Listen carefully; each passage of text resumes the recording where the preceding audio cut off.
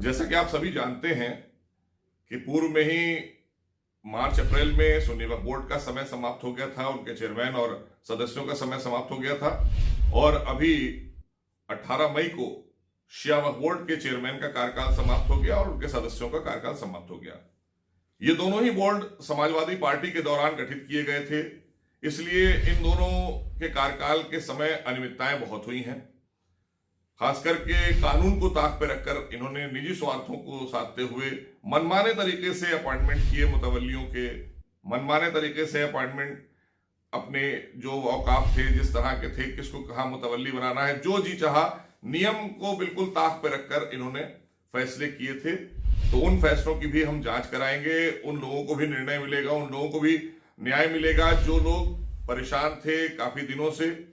चूंकि दोनों वक्फ बोर्ड आप जानते हैं कि 5 वर्षों का कार्यकाल होता है, तो पिछली सरकार में बने हुए बोर्ड थे, इसलिए हमने एक अंकुश तो लगाया था, हमने एक चेक तो लगा रखा था योगी सरकार ने कि हमने प्रॉपर्टियां खुर्द-बुर्द होने नहीं दी हैं बहुत हद तक, लेकिन उसके बाद भी बहुत सारी संपत्तियों के बारे में शिकायतें आई हैं कि पैसे लेकर ट्रांसफर की गई हैं, पैसे लेकर कहीं दुकानें दी गई हैं, कहीं किसी को पैसे लेकर मुतवल्ली बनाया गया है, जायज मुतवल्ली को हटाकर नाजायज आदमी को मुतवल्ली बनाया गया है। तो इस तरह की शिकायतें बोर्ड में आई हैं और हमारे पास भी तमाम हजारों की तादाद में पत्र आए हुए हैं। हम उसके ऊपर अब कार्रवाई करेंगे और आप सबको बताना चाहते हैं कि अभी कोई चुनावी प्रक्रिया नहीं हो पाएगी क्योंकि लॉकडाउन चल रहा है। लॉकडाउन के दौरान दोनों बोर्ड सरकार के ही अधीन रहेंगे। अब ये बोर्ड योगी सरकार चलाएगी, योगी सरकार के ही अधीन रहेंगे जब तक कि इसमें नए अध्यक्ष नहीं आ जाते हैं। लेकिन हम इतना जरूर विश्वास दिलाना चाहते हैं कि आदरणीय योगी जी की सरकार में ईमानदार, पारदर्शी और बहुत अच्छे चेयरमैन आपको हम लोग चुनकर देंगे। बहुत अच्छे चेयरमैन होंगे जो वक्फ के डेवलपमेंट के लिए, वक्फ के विकास के लिए काम करेंगे, क्योंकि योगी सरकार प्रतिबद्ध है कि इन वक्फ की आमदनी को बढ़ाया जाए, इसमें कैसे बड़ी आमदनी लाई जाए और कैसे वक्फ के कर्मचारियों को भी मदद मिले, क्योंकि वक्फ बोर्डों के जो कर्मचारी हैं उनको भी परेशानियां हैं, उनको भी तनख्वाहें नहीं मिल पाती हैं। लेकिन यहां पर एक बहुत बड़ा सवाल भी पैदा होता है कि काफी वर्षों से ये शिकायतें आ रही हैं, उसके बाद भी वो कर्मचारी वहीं काम कर रहे हैं। उन्हें भी सोचना होगा, समझना होगा कि आखिर वो कैसे चल रहे हैं, उनके परिवार कैसे चल रहे हैं, कौन सी ऐसी चीज थी जिन्होंने उनको आगे बढ़ाया। तो उस सब चीजों पर भी थोड़ा सा हम लोग और करेंगे और आप सबसे भी उम्मीद करते हैं, कर्मचारियों से भी, कि वो सहयोग करें ताकि सरकार एक अच्छा फैसला लेकर वक्फ बोर्डों की आमदनी बढ़ाए, क्योंकि करोड़ों रुपए की, अरबों रुपए की संपत्तियां हैं वक्फ में। अगर उनको डेवलप कराएंगे हम, हमारे पास एजेंसियां हैं, वक्फ विकास निगम जैसी एजेंसी है, उसके तहत हम इनको डेवलप करेंगे। डेवलप करके तमाम धन आएगा जो वक्फ बोर्डों में आएगा। और वक्फ बोर्ड का जो पर्पज है, जो वक्फ संपत्तियों का एक पर्पज होता है कि ये गरीब, दबे कुचले तमाम मुस्लिम समाज के विकास, उत्थान के लिए, उनकी जीविका के लिए, इससे आने वाला जो अर्जित किया हुआ धन होगा, जो आमदनी होगी, वो उनको दी जाती है। तो मुझे तो नहीं लगता कि पिछले 15-20 सालों में कभी ऐसा हुआ हो कि किसी भी गरीब व्यक्ति को वक्फ की संपत्ति से पैसा कमाकर दिया गया हो। और जबकि ये वक्फ की जो चैरिटी है, उन्हीं का राइट है, उन्हीं का हक है। तो इसलिए ऐसे ही जो अलल औलाद वक्फ है, अलल औलाद वक्फ में भी वक्फनामा होता है। यही माननीय सुप्रीम कोर्ट का भी आदेश है कि उन वक्फनामे की नीड से ही, उस वक्फनामे की जो वाकिफ की मंशा, उस मंशा के तहत ही बोर्ड चलते हैं। उसमें वक्फ बोर्ड के, हमारे ऊपर या वक्फ बोर्ड कोई अपना निर्णय नहीं ले सकता है, क्योंकि अगर वहां कोई अनियमितता हुई है तो जांच हो सकती है, जांच के बाद कार्रवाई हो सकती है। लेकिन जो चीज डीड में लिखी है वही सुप्रीम होती है, वाकिफ की मंशा ही सुप्रीम मानी है माननीय सर्वोच्च न्यायालय ने। तो हम इस दृष्टि से ही वक्फ बोर्डों को चलाएंगे, क्योंकि अभी तक जो वक्फ बोर्ड चले थे वो मनमाने तरीके से चले थे। अब जब योगी सरकार में बोर्ड गठित होंगे, जब भी आगे गठित होंगे, कोरोना के बाद इससे जब हम बाहर निकलेंगे, तो ये मानकर चलिए कि बहुत अच्छे चेयरमैन मिलेंगे आपको और सभी लोगों को न्याय मिलेगा, चाहे वो सुन्नी वक्फ बोर्ड हो या शिया वक्फ बोर्ड हो। सभी मुस्लिम समाज के लोगों को वक्फ बोर्ड से जो संपत्तियों में आने वाला धन होगा, जो आने वाली आमदनी होगी, उसका भी लेखा जोखा मिलेगा। क्योंकि अभी पिछले 15 सालों में इन संपत्तियों का कोई लेखा जोखा नहीं है, कोई ऑडिट नहीं हुआ है। दोनों वक्फ बोर्डों की बात अगर की जाए, किसी भी बोर्ड में कोई ऑडिट नहीं है। कहीं 500 मुतवल्ली हैं, 1 लाख के ऊपर के, कहीं 50 मुतवल्ली 1 लाख के ऊपर के हैं, लेकिन उनका भी ऑडिट नहीं हुआ है कभी। तो ये एक बहुत बड़ा सवाल है जो पिछले 15 साल नहीं किया किसी ने, क्योंकि हमारी सरकार, खास करके आदरणीय योगी जी की सरकार न्यायपूर्ण सरकार है, इसलिए हर चीज बड़ी पारदर्शी होना चाहिए। उसका भी हम निर्णय ले रहे हैं और साथ ही साथ सारे वक्त के जितने भी औकाफ हैं सबको डिजिटल करके पोर्टल पर डालेंगे, ताकि कौन वक्त में कौन मुतवल्ली है आप घर बैठे देख सकते हैं।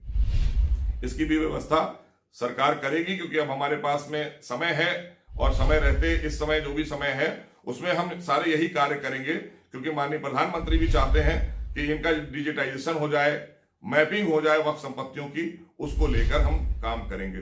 और आप सबसे मैं ये कहना चाहता हूं कि जो लोग वक्फ बोर्ड में आते थे, जिनकी शिकायतें थी, बीच में ऐसा देखने में आया था शिया वक्फ बोर्ड में कि उन्होंने, आप अगर कोई रजिस्टर का कॉपी नकल लेना चाहते हैं या कोई रसीद देना चाहते हैं तो जो 50 रुपए की रसीद थी वो 250 रुपए की हो गई, और कोई नकल लेना चाहते हैं वो 500 रुपए से 1000 रुपए की हो गई। तो ये आप मानकर चलिए, हम पहले ही जो रेट तय था हमारी सरकारों के द्वारा, उसी पैसे पर ही आपको देना होगा। कोई को 2000 रुपए नहीं देना है, किसी को 250 रुपए नहीं देना है, किसी को 500 रुपए नहीं देना है। ये फैसला हमने कल ही पलट दिया है, क्योंकि ये फैसला न्यायपूर्ण नहीं था, ये मनमाना फैसला था शिया वक्फ बोर्ड का। हमने उसको पलट दिया है, कल ही आदेश कर दिए हैं। मैंने अपने प्रमुख सचिव को दे दिया है कि आप सीओ को दे दीजिए कि उस फैसले को खत्म कर दिया जाए।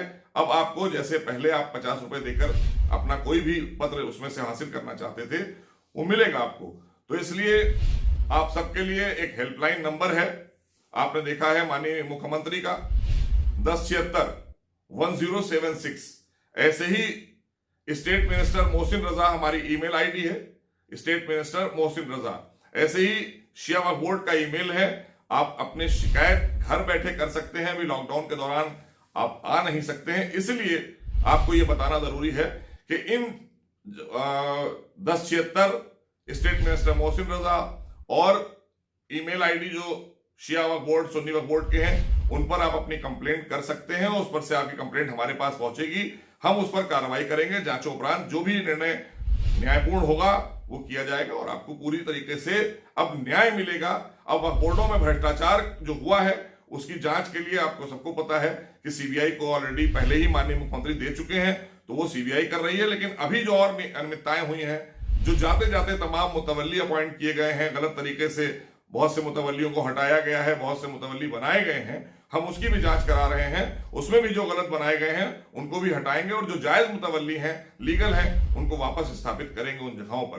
तो इसलिए, और तमाम अपने जो उत्तर प्रदेश के हमारे मुस्लिम धर्मगुरु हैं, बुद्धिजीवी हैं, उनसे भी परामर्श करके अच्छे नाम मांगेंगे कि कोई अच्छे नाम आए, ताकि उनको अध्यक्षों के लिए हम लोग उस पर विचार कर सकें। माननीय मुख्यमंत्री, हमारा संगठन, हम सब विचार करेंगे उस पर।